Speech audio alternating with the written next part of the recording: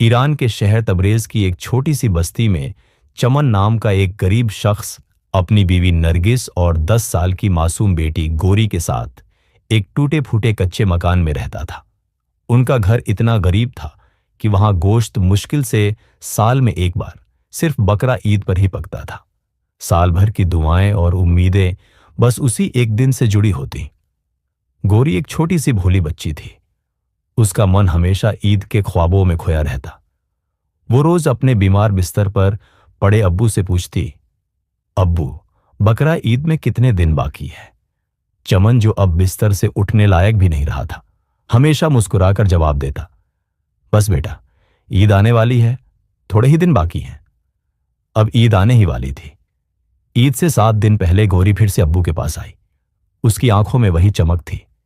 अब्बू, बताओ ना, ईद कब आएगी?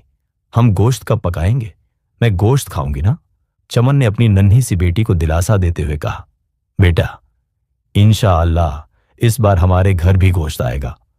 गोरी की आंखों में चमक आ गई। वो खुशी से उछलने लगी। सच अब्बू? सिर्फ 7 दिन? फिर तो हमारे घर भी गोश्त पकेगा। अम्मी कबाब बनाएंगी, हम सब खाएंगे।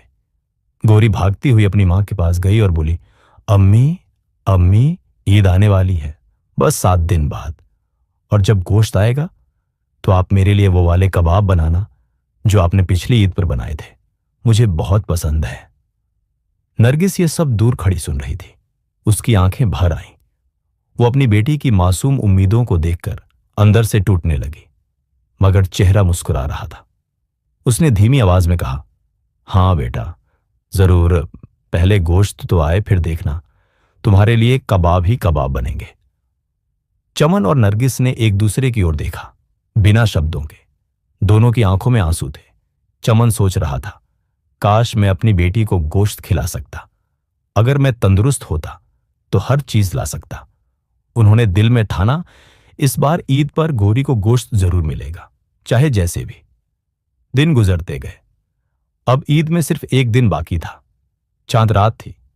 मोहल्ले के हर घर में रौनक थी। हर कोई अपना जानवर लाया हुआ था। कहीं बकरा, कहीं दुम्बा, कहीं ऊंट। सब ईद की तैयारी में थे। गोरी घर से बाहर निकलती और मोहल्ले में जानवरों को देखती। उनके पास जाकर कहती, कल तुम कुर्बान हो जाओगे और हमारे घर गोश्त आएगा। मैं गोश्त खाऊंगी, अम्मी खाएंगी, अब्बू खाएंगे। उसकी मासूमियत और उम्मीदें आसमान छू रही थीं। जब वो सारे जानवर देख चुकी तो घर वापस आई। नरगिस ने उसे प्यार से कहा, आ बेटा, कुछ रोटी खा ले। गोरी ने जवाब दिया, नहीं अम्मी, मैं अब रोटी नहीं खाऊंगी। अब मैं सिर्फ गोश्त ही खाऊंगी। मैंने इतने दिन इंतजार किया है, अब तो सिर्फ कबाब चाहिए। नरगिस की आंखें फिर से भर आईं। उसने जैसे तैसे 2 निवाले जबरदस्ती गोरी को खिला दिए और कहा, चलो बेटा, ये खा लो। सुबह मैं तुम्हारे लिए वो सब बनाऊंगी जो तुम कहोगी। ईद की सुबह थी। तबरेज की वो छोटी सी बस्ती रोशन थी। हर गली में कुर्बानी की तैयारी थी। मस्जिदों में नमाज हो रही थी। चमन तो अपने घर के अंदर ही था, बिस्तर पर पड़ा हुआ। मस्जिद जाना उसके लिए मुमकिन नहीं था, तो उसी ने घर में नमाज पढ़ी। बाहर से जानवरों की आवाजें आ रही थीं, टक टक की आवाजें, जैसे हर दिशा से कुर्बानी शुरू हो चुकी थी।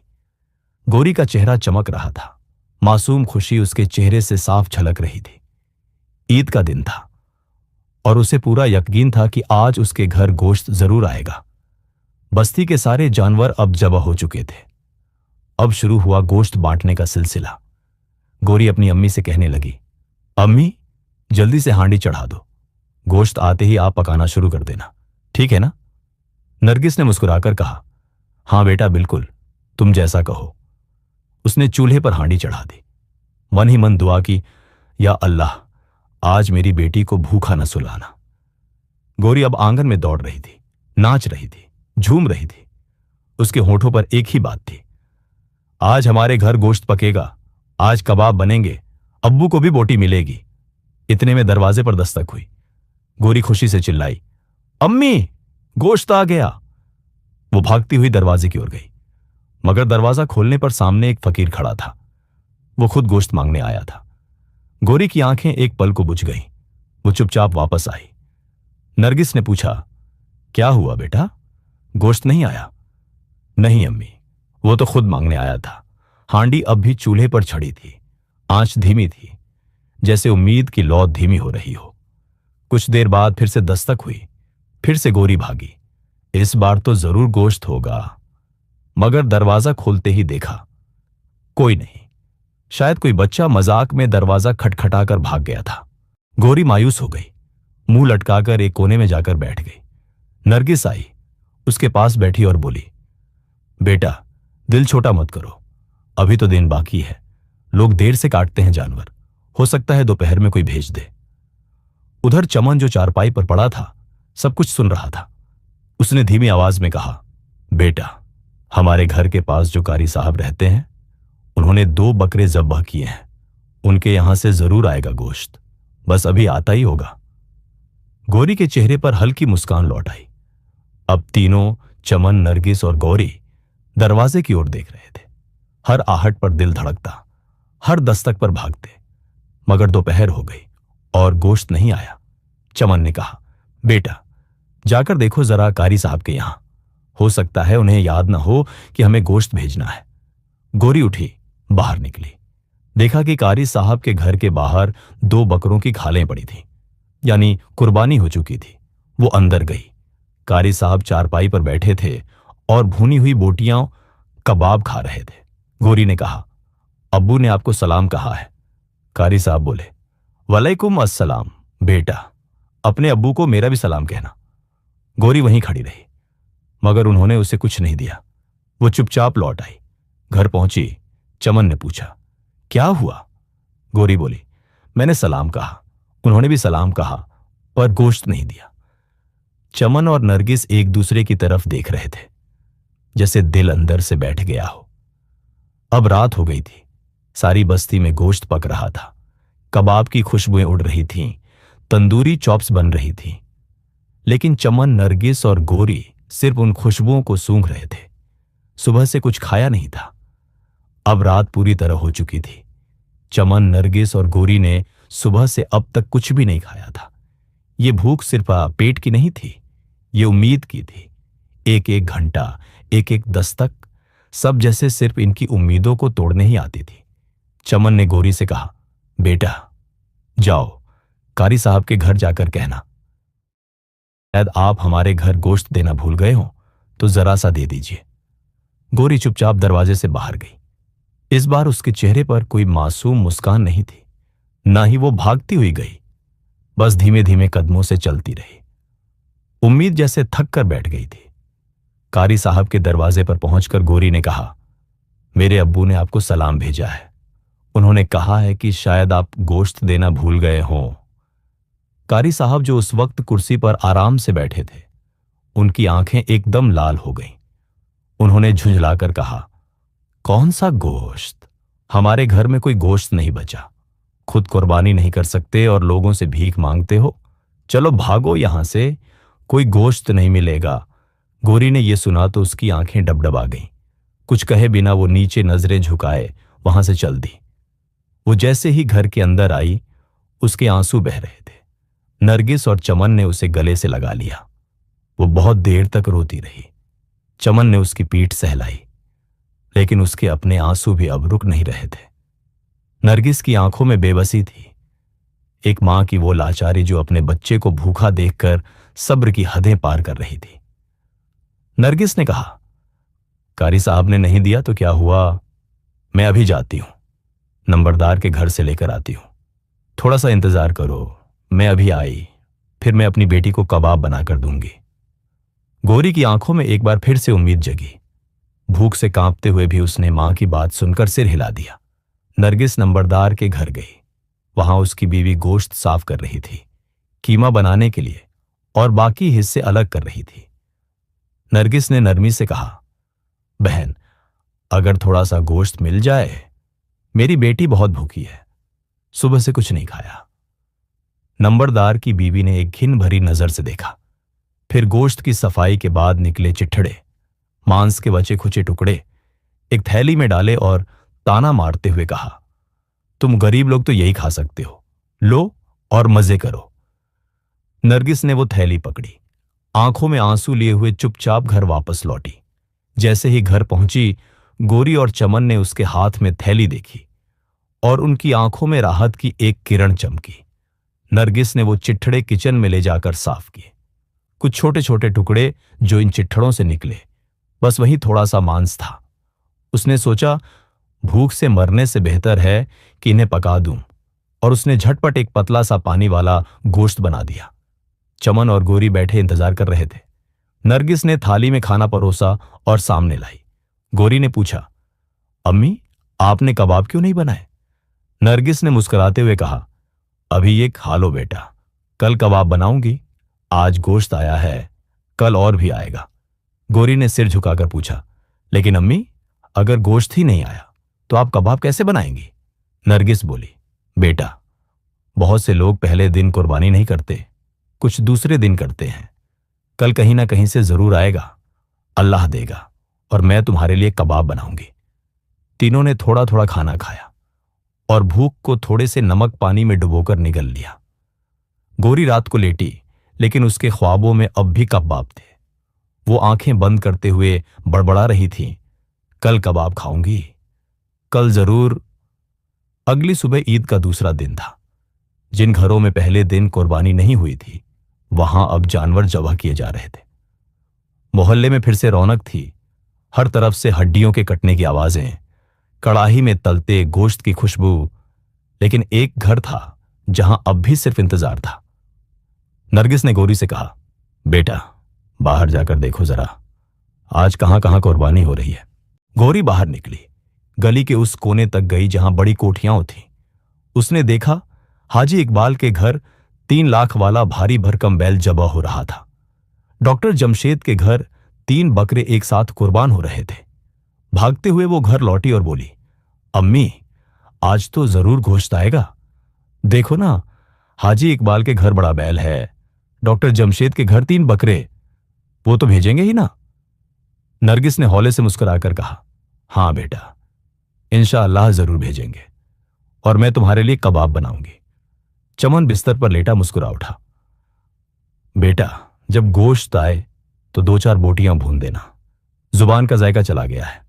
गोरी बोली, अम्मी, अब्बू को बोटी दूंगी, खुद कबाब खाऊंगी, बस अब आए गोश्त। दोपहर हो गई। तीनों, चमन, नरगिस और गोरी, अब भी दरवाजे की ओर उम्मीद से देख रहे थे। तभी दरवाजे पर दस्तक हुई। चमन ने कहा, बेटा, देखो जरा, हाजी इकबाल या डॉक्टर जमशेद का कोई होगा, जरूर गोश्त आया होगा। गोरी भागती हुई दरवाजे पर गई। दरवाजा खोला तो एक अजनबी सा आदमी एक थैला पकड़ा गया और बिना कुछ कहे चला गया। गोरी चिल्लाई, अम्मी, गोश्त आ गया, गोश्त आ गया, जल्दी से कबाब बनाओ। चमन ने भी आवाज दी, मेरी बोटियां भी तल देना। नरगिस ने हड़बड़ी में बर्तन निकाला, थैला खोला तो देखा उसमें सिर्फ 4 हड्डियां, थोड़े से चिठड़े और एक छोटी सी बोटी थी। तीनों ने एक दूसरे की ओर देखा, जैसे फिर से कोई सपना टूट गया हो। चमन ने पूछा, बेटा, ये गोश्त किसके घर से आया? गोरी बोली, अब्बू, ये कोई और आदमी था, मुझे नहीं पता कौन था। चमन ने कहा, कोई बात नहीं, असली गोश्त तो हाजी इकबाल या डॉक्टर जमशेद के घर से आएगा। शाम हो गई, लेकिन गोश्त नहीं आया। नरगिस ने गोरी से कहा, चलो बेटा, अब हम खुद जाकर मांगते हैं, हाजी इकबाल के घर चलते हैं। दोनों चली। हाजी इकबाल के घर पहुंची, जहां बैल ज़बह किया गया था और अब खूब पकवान बन रहे थे। नरगिस ने कहा, भाई साहब, शायद आप हमारे घर गोश्त देना भूल गए हों, मेरी बेटी सुबह से भूखी है। हाजी इकबाल की बीवी ने घूर कर देखा। पीछे से हाजी इकबाल भी आ गया, झुंझलाकर बोला, हम कोई नहीं भूले, जिनको देना था दे दिया, अब यहां कोई गोश्त नहीं बचा, जाओ यहां से निकलो। नरगिस और गोरी शर्मिंदगी के साथ वहां से चली गई। नरगिस ने कहा, बेटा चलो, अब डॉक्टर जमशेद के घर चलते हैं, वो अच्छे लोग हैं। गोरी ने मुंह फेर लिया, अम्मी, मैं नहीं जाऊंगी, बहुत शर्म आती है। नरगिस अकेली अंदर गई। डॉक्टर जमशेद की बहू किचन में पकवान बना रही थी। घी की खुशबू पूरे घर में फैली थी। नरगिस ने कहा, बहन, इस बार आपने गोश्त नहीं भेजा, शायद भूल गई हो। डॉक्टर की बहू ने भौहें चढ़ाते हुए कहा, हम क्यों भेजें तुम्हारे घर गोश्त? क्या तुमने कभी कुछ भेजा हमारे घर? नरगिस के लिए वहां ठहरना मुश्किल हो गया। वो तेजी से बाहर निकली, गोरी को साथ लिया और दोनों घर लौट आई। चमन बिस्तर पर लेटा आखिरी उम्मीद लिए दरवाजे की ओर देख रहा था। जब उसने दोनों को खाली हाथ देखा, उसकी आंखों से आंसू बह निकले। तीनों अब एक ही चारपाई पर बैठे रो रहे थे, भूखे, मायूस और टूटी हुई आत्मा के साथ। गोरी ने कहा, अम्मी, क्या हमारे घर गोश्त नहीं पकेगा? मैं कबाब नहीं खा पाऊंगी। अब्बू को जो बोटी देनी थी उसका क्या? चमन ने नम आंखों से कहा, बेटा, अब गोश्त की बात छोड़ो, अगर हमें सूखी रोटी भी मिल जाए तो बहुत है। नरगिस ने कहा, ऐसी बातें मत कहो, अल्लाह हमारे साथ है। गोरी ने धीरे से पूछा, अम्मी, अगर मैं दुआ करूं तो क्या अल्लाह गोश्त भेजेगा? हां बेटा, जरूर, अल्लाह सबकी दुआ सुनता है। गोरी ने आंखें बंद की और दिल से दुआ मांगी, या अल्लाह, हमें भी कुछ खाने को दे दे। मैं बहुत भूखी हूं, मुझे कबाब खाने हैं, अब्बू को बोटी खानी है, हमारे पास कुछ नहीं है। उसकी मासूम दुआ सुनकर नरगिस और चमन की आंखों में फिर से आंसू भर आए। नरगिस ने उसे चूमते हुए कहा, बेटा, अब तुमने दुआ कर ली है, कल जरूर कोई गोश्त आएगा। कल ईद का तीसरा दिन है। और फिर वो तीनों भूखे पेट मगर दुआ की उम्मीद के साथ सो गए। ईद का तीसरा दिन था। सुबह की रोशनी जैसे उम्मीद की किरण बनकर आई, लेकिन गोश्त अब तक नहीं आया था। दोपहर होते होते भूख अब सब्र की हदें तोड़ने लगी थी। तीनों, चमन, नरगिस और गोरी, इतने कमजोर हो चुके थे कि अब चारपाई से उठना भी मुश्किल था। गोरी की आंखों में मायूसी थी, लेकिन एक सवाल अब भी था, अम्मी, आपने कहा था कि दुआ करने से अल्लाह देता है, तो फिर गोश्त क्यों नहीं आया? मैंने तो दिल से मांगा था। फिर भी। नरगिस और चमन ये सुनकर अंदर से टूट गए। गोरी की मासूम दुआ और भूख से तड़पता चेहरा उनके लिए सबसे बड़ा इम्तिहान बन चुका था। और फिर दोपहर के उसी वक्त तबरेज की बस्ती में वो हुआ जो पहले कभी नहीं हुआ था। आसमान में अचानक तेज आंधी उठी, बादल काले हो गए, हवाएं बौखला गईं। कुछ ही मिनटों में बस्ती की रौनक वाले सारे घर, ऊंची कोठियां, हर बड़ा मकान हवा में उड़ने लगे। लोग दौड़ते, चीखते, चिल्लाते, मगर कोई कुछ नहीं कर पाया। और उस बस्ती में एक घर था, चमन का टूटा फूटा कच्चा सा घर, जो वैसे का वैसा खड़ा रहा। चारों तरफ तबाही, और उस एक घर को जैसे कोई हिफाजत दे रहा हो। जो अमीर थे, जिनके घरों में गोश्त के ढेर थे, वो अब जमीन पर थे, बेघर, बेबस। तभी एक और करिश्मा हुआ। आसमान से घने बादल छा गए। बादलों में से 7 मोटे सफेद चमकते हुए दुम्बे सीधे चमन के आंगन में उतर आए। पूरी बस्ती ने देखा, सब स्तब्ध। किसी को समझ नहीं आ रहा था कि ये क्या हो रहा है। चमन, नरगिस और गोरी तीनों भी हैरान। अभी तक तो भूख से मरने की हालत थी, और तभी वो 7 दुम्बे खुद ब खुद जबा होने लगे। कुर्बानी खुद हो रही थी। कोई चाकू, कोई इंसान नहीं, बस अल्लाह का करिश्मा। कुछ ही पल में साफ सुथरा गोश्त एक चटाई पर जमा हो गया। इतनी बड़ी ढेरी, जितनी किसी बड़े कुर्बान करने वाले के घर में भी ना हो। गोरी की आंखों में फिर से रोशनी लौटी। और फिर हुआ एक और करिश्मा। खुद ब खुद गोश्त का कीमा बनना शुरू हो गया। कोई नजर नहीं आ रही थी, मगर काम हो रहा था। फिर उसी कीमे से कबाब बनने लगे। बोटियां तली जा रही थीं, खुशबू उड़ रही थी। कुछ ही मिनटों में कबाब, तली हुई बोटियां और कई लजीज पकवान सामने सज गए। तीनों, चमन, नरगिस और गोरी, आंखों में आंसू लिए खाना खाने लगे। गोरी ने जब कबाब खाए तो उसकी आंखों में जैसे सपने पूरे हो गए हों।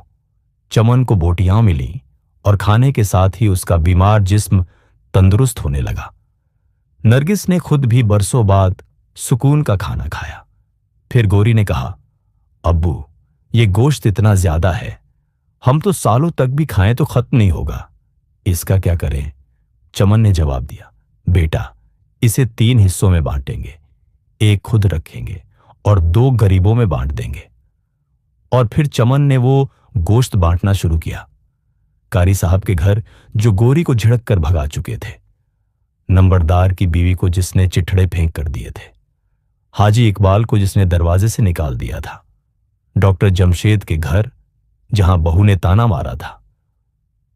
जब वो लोग जिन्होंने नहीं दिया था गोश्त लेने के वक्त शर्मिंदगी से कांपते हुए खामोश थे, तो चमन के दरवाजे पर खुद आकर बोले, हमसे गलती हो गई, हमें माफ कर दो। चमन ने सबको माफ कर दिया। उस बस्ती में अब कोई अमीर नहीं था, कोई गरीब नहीं, बस एक सबक था, जो देता है वो अल्लाह है